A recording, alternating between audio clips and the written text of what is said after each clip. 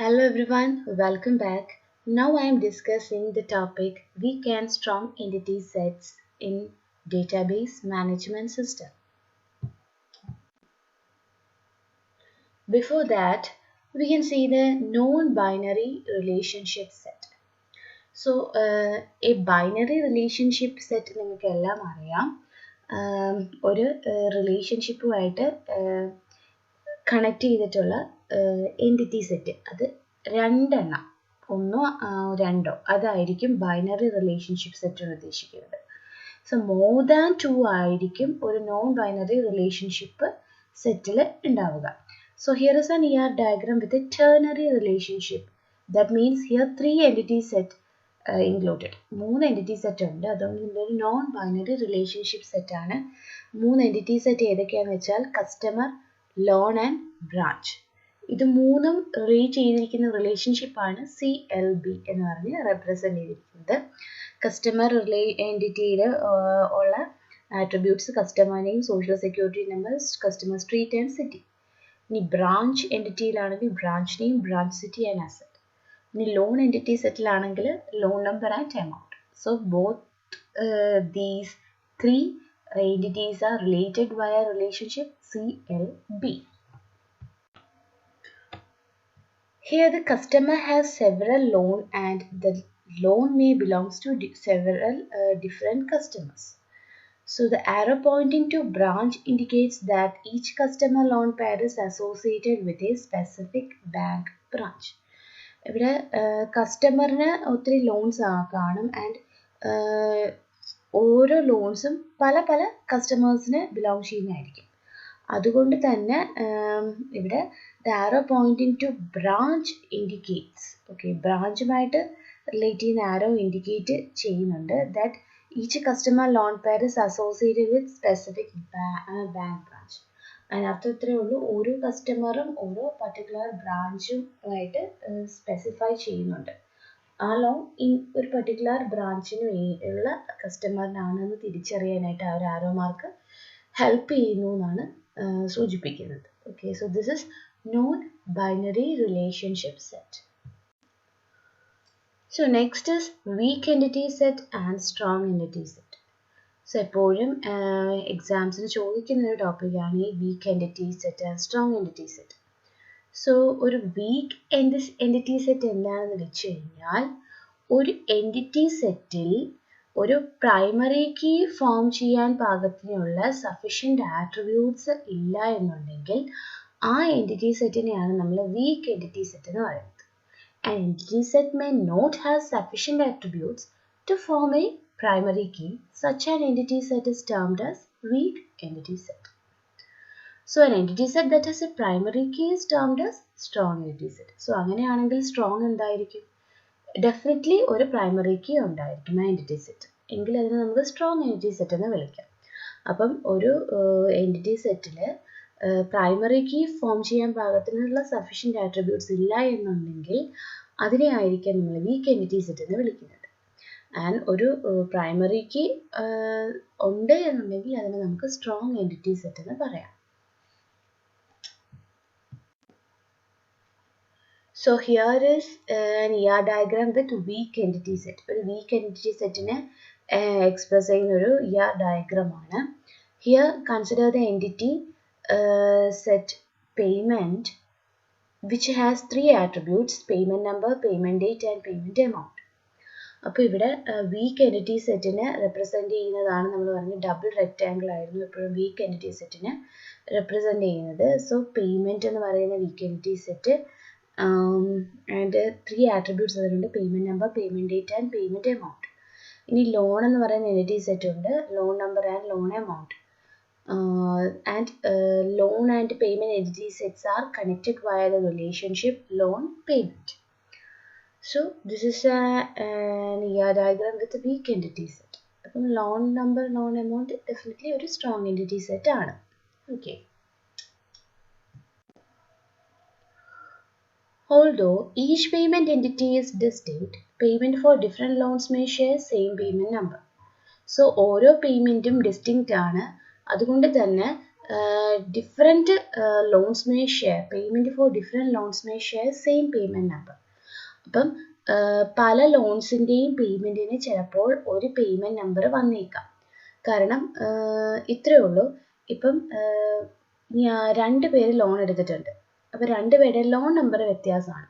പക്ഷെ 2 പേരും ഒരു ദിവസം അവരുടെ ഫസ്റ്റ് ഇൻസ്റ്റാൾമെൻറ്റ് അടയ്ക്കുകയാണെന്നുണ്ടെങ്കിൽ അയാളുടെയും പേയ്മെൻറ്റ് നമ്പർ 1 ആയിരിക്കും, മറ്റേ ആളുടെയും പേയ്മെൻറ്റ് നമ്പർ 1 ആയിരിക്കും.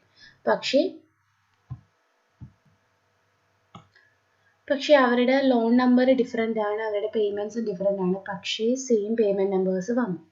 That means EMI number. So thus this entity set does not have a primary key. It is a weak entity set. അതുകൊണ്ട് തന്നെ ഈ പേയ്മെന്റ് എന്ന് പറയുന്നത് ഒരു വീക്ക് എൻറ്റിറ്റി സെറ്റ് ആയിട്ട് കൺസിഡർ ചെയ്യാം. കാരണം പേയ്മെന്റ് നമ്പർ നമുക്കൊരു പ്രൈമറി കീ ആയിട്ട് കൂട്ടാൻ പറ്റത്തില്ല. So there is no sufficient attributes to set a primary key. അങ്ങനെ വരുമ്പോഴാണ് അതൊരു വീക്ക് എൻറ്റിറ്റി സെറ്റ് ആവുന്നത്. A member of strong entity set is a dominant entity, whereas a member of weak entity set is a subordinate entity. ഇപ്പോൾ ഒരു strong entity സെറ്റിലെ member എന്ന് പറയുമ്പോൾ ഒരു ഡോമിനൻ്റ് എൻറ്റിറ്റിയും വീക്ക് എൻറ്റിറ്റി സെറ്റിലെ മെമ്പർ എന്ന് പറയുമ്പോൾ ഒരു സബോർഡിനേറ്റ് എൻറ്റിറ്റിയുമാണ്. ഈ 2 ടേം നമ്മൾ എപ്പോഴും ഓർത്തിരിക്കണം. ഇനി വരുമ്പോൾ അതിൻ്റെ ആവശ്യമുണ്ട്. So dominant represent strong entity and subordinate represents A week entity set. So here the entity set payment has attributes payment number, payment date and payment amount. So ഞാൻ നേരത്തെ പറഞ്ഞതുപോലെ തന്നെ പേയ്മെന്റ് എന്ന് പറഞ്ഞ എൻറ്റിറ്റി സെറ്റിനുള്ള ആട്രിബ്യൂട്ട്സ് പേയ്മെന്റ് നമ്പറും payment ഡേറ്റും payment എമൗണ്ടും ആണ്. Payment number means EMI number. അതൊരു ലോൺ നമ്പർ പോലുള്ളൊരു യുണീക്ക് നമ്പർ അല്ല, അവർ അടയ്ക്കുന്ന പേയ്മെന്റിനനുസരിച്ചുള്ള നമ്പറാണ്. അയാളുടെ ഫസ്റ്റ് ഇൻസ്റ്റാൾമെന്റ് അടച്ചാൽ അത് ഫസ്റ്റ് പേയ്മെന്റ്, സെക്കൻഡ് ഇൻസ്റ്റാൾമെന്റ് ആണെങ്കിൽ സെക്കൻഡ് പേയ്മെന്റ്. വേറൊരാളുടെയും ഫസ്റ്റ് ഇൻസ്റ്റാൾമെന്റ് ആണെങ്കിൽ അയാളുടെയും പേയ്മെന്റ് 1 ആയിരിക്കും, ഫസ്റ്റ് പേയ്മെന്റ് ആയിരിക്കും. So payment 1 payment date amount, payment 2 payment date amount, payment 1 വീണ്ടും പേയ്മെന്റ് ഡേറ്റ് എമൗണ്ട്. അപ്പം പലരടയ്ക്കുന്ന പേയ്മെന്റ് ആണ്. ഓക്കെ, 1 യൂസർ 1നെയും 2 യൂസർ 2നെയാണ് റെപ്രസെന്റ് ചെയ്യുന്നത്. സോ പേയ്മെന്റ് 1ഉം പേയ്മെന്റ് 2ഉം എന്താണ്, first അടയ്ക്കുന്ന ആളുടെയും പേയ്മെന്റ് 1ഉം 2ഉം ഉണ്ട്, സെക്കൻഡ് അടയ്ക്കുന്ന ആളുടെയും പേയ്മെന്റ് 1ഉം 2ഉം ഉണ്ട്. അപ്പം അങ്ങനെ വരുമ്പോൾ ഒരു ക്ലാഷ് ഉണ്ടാവും. കാരണം ഇതൊരു യുണീക്ക് ഐഡന്റിഫിക്കേഷൻ ആയിട്ട് എടുക്കാൻ പറ്റില്ല. ദാറ്റ് മീൻസ് പ്രൈമറി കീ ആയിട്ട് എടുക്കാൻ പറ്റത്തില്ല. സോ ഇങ്ങനെ വരുമ്പോൾ ഒരു പ്രൈമറി കീയെ ഫോം ചെയ്യാൻ പറ്റുന്നില്ല എന്നുണ്ടെങ്കിൽ നമുക്ക് ഇതിനെ സെറ്റ് ചെയ്യാൻ പറ്റും. ഒരു വീക്ക് എൻറ്റിറ്റി സെറ്റിന് വേണ്ടി ഒരു പ്രൈമറി കീയെ നമുക്ക് സെറ്റ് ചെയ്യാൻ പറ്റും. To form a primary key of weak entity set, use the primary key of strong entity set. ഇങ്ങനെ വരുമ്പോൾ നമ്മൾ ഉപയോഗിക്കുന്ന ഒരു ഓപ്ഷനാണ് വീക്ക് എൻറ്റിറ്റി സെറ്റിന് ഒരു പ്രൈമറി കീ ക്രിയേറ്റ് ചെയ്യാൻ വേണ്ടിയിട്ട് അതിൻ്റെ തന്നെ റിലേറ്റ് ചെയ്തിട്ടുള്ള സ്ട്രോങ് എൻറ്റിറ്റി സെറ്റിൻ്റെ പ്രൈമറി കീയെ നമ്മൾ എടുക്കും. ഓക്കെ, ആൻഡ് ഇതിൻ്റെ കൂടെ നമ്മൾ എടുക്കുന്നതെന്ന് വെച്ചാൽ വീക്ക് എൻറ്റിറ്റി സെറ്റിലെ ഡിസ്ക്രിമിനേറ്ററിനെ എടുക്കും. ദാറ്റ് മീൻസ് ഒരു സഫീഷ്യൻ്റ് ആയിട്ട് പ്രൈമറി കീ ഫോം ചെയ്യാൻ പറ്റാതിരുന്ന ആ ഒരാളുണ്ടല്ലോ, ആ ആളെ കൂടെ നമ്മൾ എടുക്കും. To form a primary key of weak entity set, use the primary key of strong entity set on which weak entity is dependent plus the weak entity set discriminator. The discriminator of weak entity set of an attribute that allow this distinction to be made.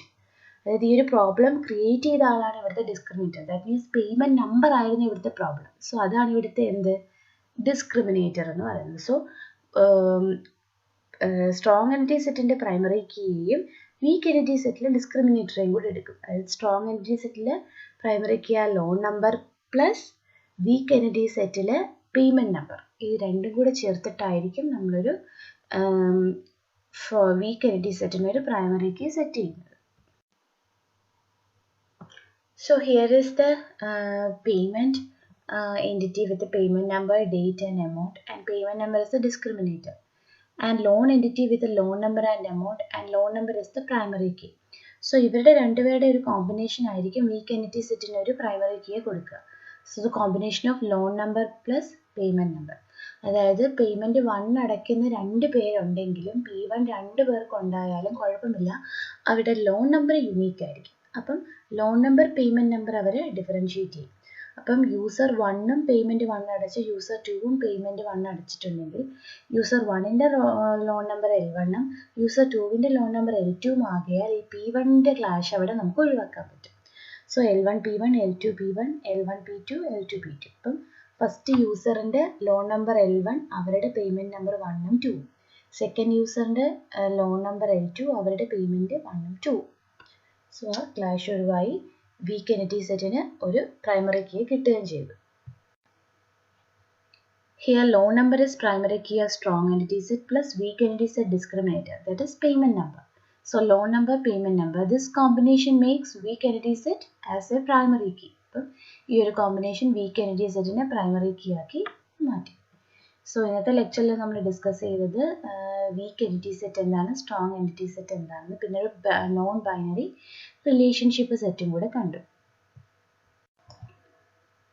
Assignment question: explain about ternary relationship. Define strong entity and weak entity set with example. Thank you.